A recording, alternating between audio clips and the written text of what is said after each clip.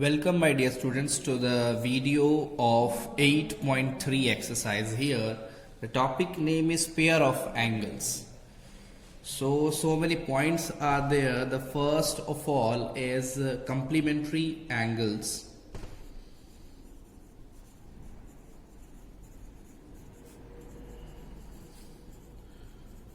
The question is, what are complementary angles? Okay my dear students. So the answer is the sum of two angles if the sum of two angles is 90 degree. If the sum of two angles is 90 degree, then the pair of angles are known as complementary angles. ध्यान से देखिएगा, कोई भी दो angle जब उसका सम दोनों angles का एडिशन 90 डिग्री हो तो उसको हम complementary एंगल्स बोलते हैं. Then the second number are supplementary angles. Supplementary angles if the sum of two angles is 180 degree, then the pair of angles are known as supplementary angles. अगर किसी दो angle का सम 180 डिग्री होता है तो उसे हम सप्लीमेंट्री एंगल्स बोलते हैं.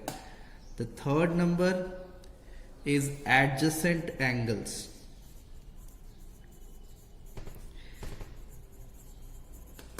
अब एडजेसेंट एंगल्स किसको बोलेंगे?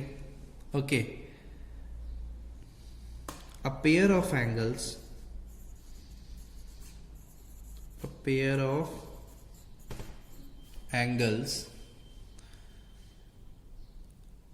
whose with a common arm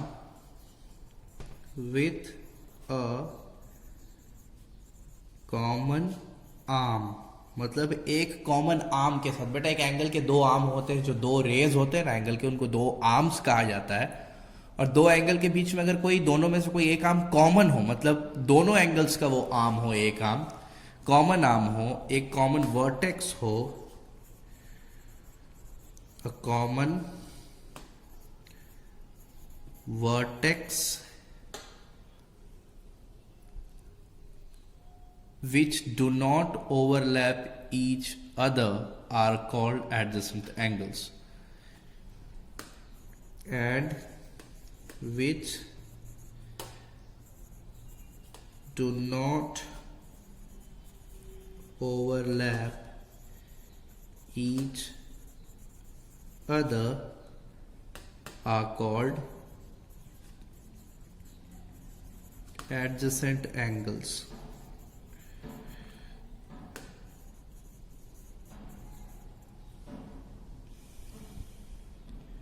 Here are the three types of angles. Okay, first was complementary angles, second was supplementary angles. The sum of two angles is 90 degree, then it is known as complementary angles. If the sum of two angles is 180, then the pair of angles are known as supplementary. And if two angles having common arm, common vertex and do not overlap each other, दोनों एक के ऊपर एक, मतलब कि आप कैसे बता सकते हो किसी पर्टिकुलर, अगर हम बात करें तो सपोज कि यहाँ पर अगर हम आपको एंगल बना दें, यहाँ पर ये देखिए इस तरीके से, ये टोटल 90 डिग्री है. ये एंगल और ये एंगल, इसको हम एंगल 1 मान लेते हैं और इसको एंगल 2 मान लेते हैं. यहाँ पर ये दोनों एंगल 1 और एंगल 2 का अगर हम सम करें तो बेटा वो 90 डिग्री के बराबर होगा. मतलब ये दोनों एंगल आपस में क्या है?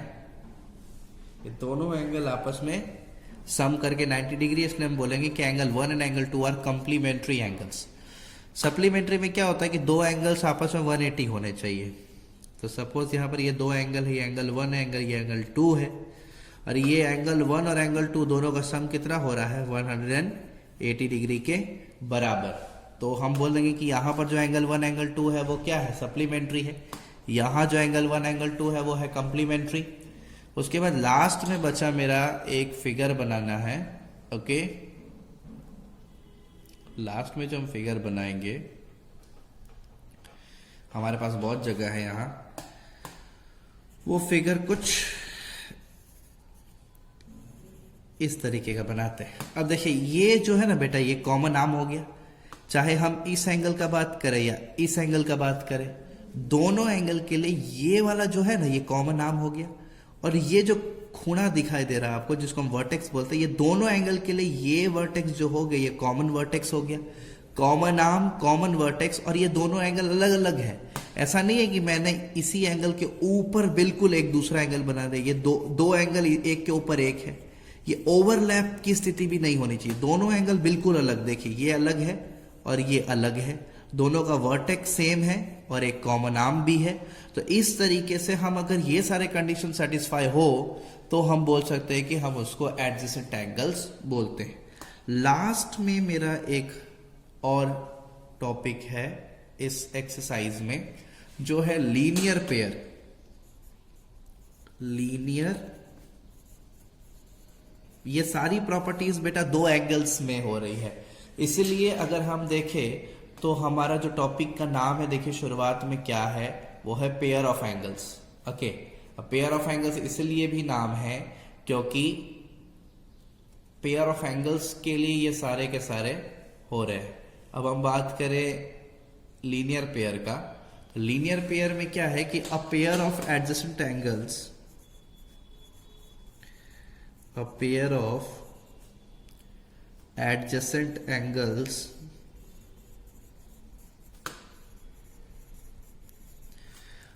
of adjacent angles is said to form a linear pair, is said to form a linear pair if their two non-common arms form a straight line. If their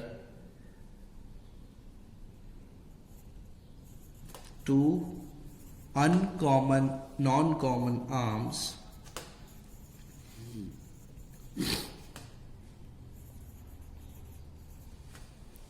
forms a straight line.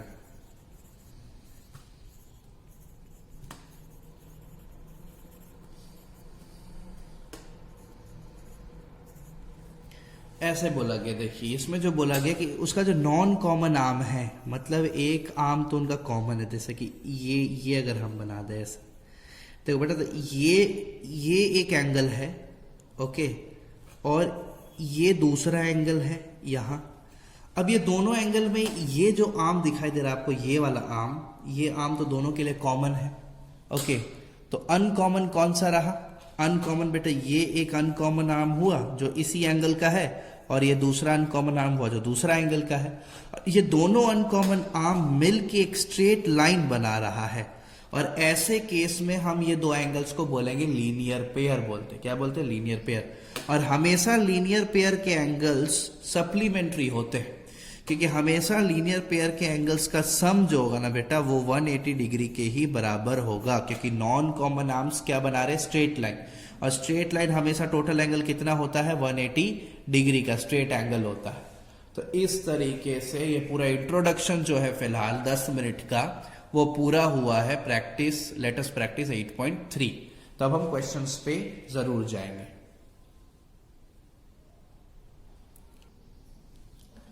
So my dear students, here are the question number 1 and question number 2 of your exercise 8.3. Okay, there are four questions of each, but we have taken two questions of each. 2 questions you have to solve at your own self. Now the first number question is 75 degree, and the question is give the complement of each of the following. We have to give the complement.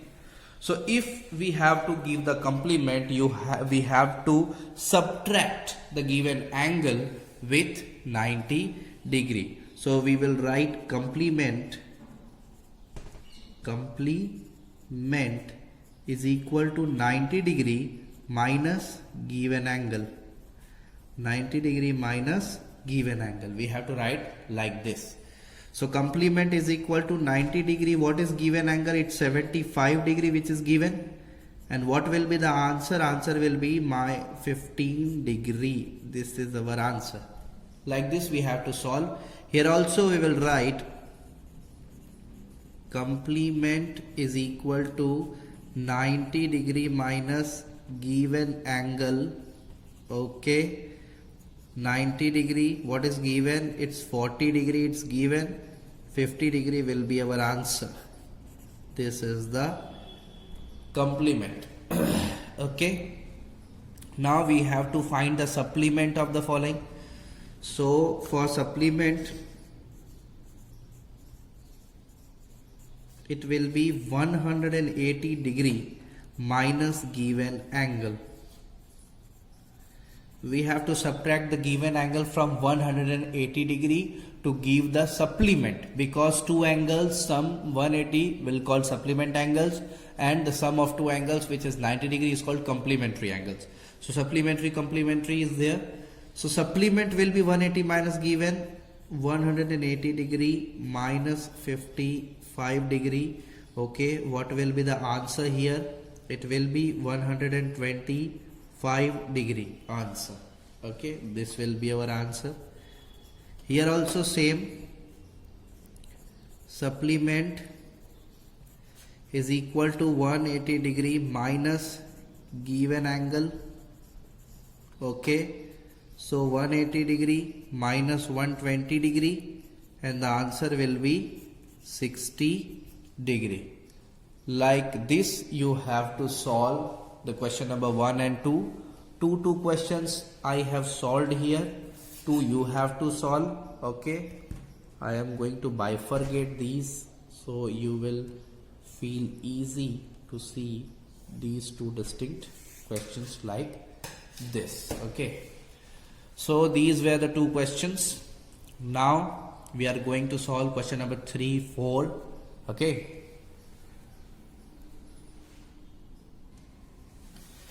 So my dear students, here the third number question is, which of the following pairs are complementary or supplementary?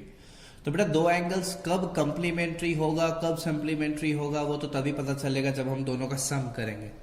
तो हम यहाँ पर लिखेंगे sum of angles is equal to 55 degree plus 35 degree.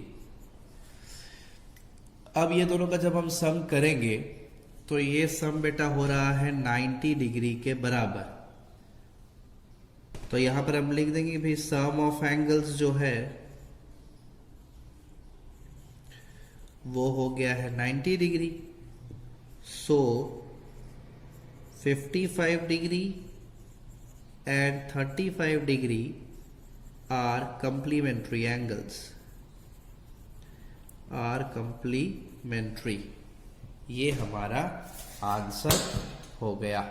Okay, फिर हम यहां से एक बाउंड्री बना देते ताकि हमें पता चले कि हमारा बी नंबर क्वेश्चन मैंने स्टूडेंट्स लिया था. ठीक है, मैंने कौन सा क्वेश्चन लिया है? बी नंबर लिया है और सी नंबर लिया है. ए और डी आपको खुद बनाना, ये तरीका होगा बनाने का. तो फिर आपको क्या करना है? सम ऑफ एंगल्स कर देना है.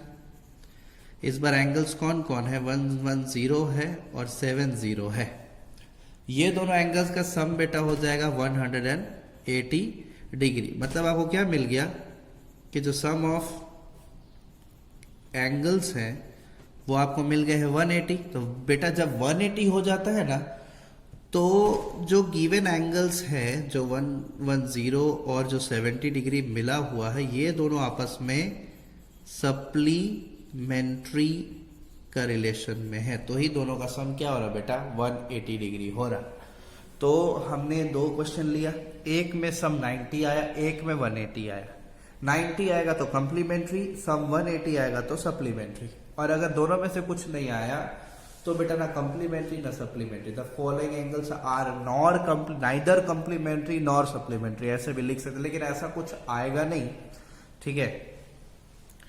अब जो 4th नंबर क्वेश्चन स्टूडेंट्स जो पूछा है उसमें पूछा है कि in which of the following figures angle A O B, बेटा एंगल ए ओ बी कौन, ए ओ बी, इस केस में ये एंगल और ए ओ सी और ये एंगल, ये दो एंगल के बाद चल रहा है। Okay 1 minute my dear students. So my dear students थोड़ा कैमरा प्रॉब्लम चल रहा था, कोई बात नहीं। मैंने क्या बोला कि ए ओ बी और ए ओ सी की बात चल रही है बेटा। ए ओ बी मतलब ये वाला एंगल इस केस में, और ए ओ सी मतलब ये वाला एंगल, दोनों एंगल बिल्कुल इंडिपेंडेंट है, अलग अलग है, ठीक है। ये कॉमन आर्म भी दिखाई दे रहा है एओ का, और कॉमन वर्टेक्स भी है, ये वाला कॉमन वर्टेक्स है, ठीक है। तो ये सारे कंडीशंस को सेटिस्फाई कर रहा है, मतलब यस जो ये ए है वो एडजेसेंट एंगल है, ओके, एडजेसेंट एंगल है, ठीक है। लेकिन हमें बी का भी तो पूछा है, तो बी में भी हमें ए ओ बी और ए ओ सी ही लेना है बेटा। ए ओ बी मतलब ये वाला एंगल, ए ओ सी मतलब ये पूरा एंगल। अब यहां पर एक प्रॉब्लम हो रहा है, यहां पर एंगल्स ओवरलैप कर रहे हैं। यही वाला एंगल जो है, ये वाला एंगल मेरे दूसरे एंगल में दोबारा आ रहा है, देखो ओवरलैप हो गया एंगल, अलग अलग। जैसे यहां पर कैसे था, बिल्कुल अलग अलग एंगल्स थे, ये अलग, दोनों को किसी से कोई मतलब नहीं। लेकिन देखो यहां पर ये एंगल है और यहां पर ये पूरा दो एंगल है, ओवरलैप कर गया। अब देखो कॉमन आर्म तो है, ये कॉमन आर्म, ये वाला कॉमन नहीं होगा, ये कॉमन आर्म होगा अब दोनों के लिए ओ है, क्योंकि यहां पर ए ओ बी और ए ओ सी होगा ना बेटा। ये दोनों एंगल्स देखो क्वेश्चन में ए ओ बी और ए ओ सी बोला है, तो ए ओ बी और ए ओ सी ये दो एंगल्स दिखाई दे रहे हैं, लेकिन ये दो एंगल कुछ ये है, ए ओ बी ये वाला एंगल है और ए ओ सी ये पूरा एंगल है। कॉमन आर्म है, कॉमन वर्टेक्स भी है, लेकिन एंगल आपस में ओवरलैप कर रहे हैं जो नहीं होना चाहिए। तो जो बी है, बी नंबर जो एंगल है इज नॉट एडजेसेंट एंगल, ये बेटा एडजेसेंट एंगल होगा नहीं, ओके। तो सिर्फ ए जो है वही एडजेसेंट एंगल होगा, ओके। तो फर्दर क्वेश्चंस की तरफ हम बढ़ते हैं। 3rd नंबर क्वेश्चन हमारा 4th नंबर तक पूरा हो गया, अब 5th 6th करेंगे। So my dear students, now it's the time to solve question number 5. Name the pair of vertically opposite angles. What are vertically opposite angles, my dear students? Vertically opposite angles बेटा जब भी cross होता है ना दो line, तो opposite angles जो बनते हैं, 4 एंगल्स बनते हैं। देखिए यहां पर दोनों केसेस में दो लाइंस आपस में क्रॉस हुए हैं, ओके। तो वर्टिकली ऑपोजिट्स का फंडा क्या है कि जब भी कोई दो लाइन आपस में क्रॉस होगा तो इस तरीके से देखिए 4 एंगल्स इस तरीके से बनते हैं, ओके। देखिए यहां पर भी 4 एंगल्स बने हैं, okay.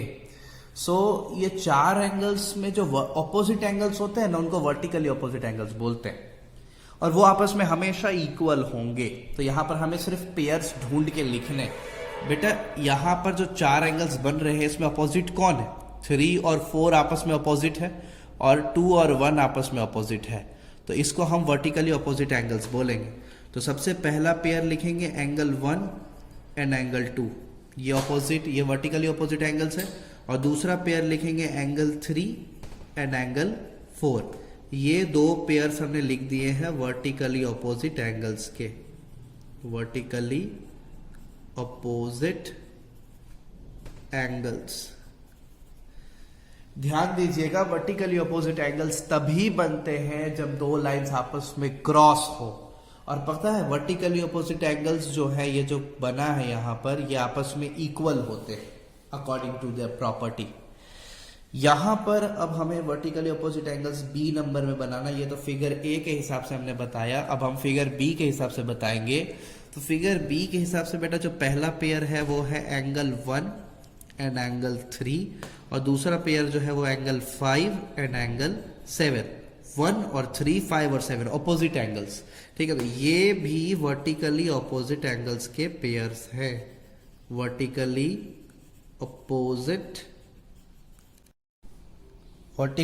Opposite angles Now students, we have to do the question number 6. Check if the following show linear pair. So here in question number 1 here, the non-common arm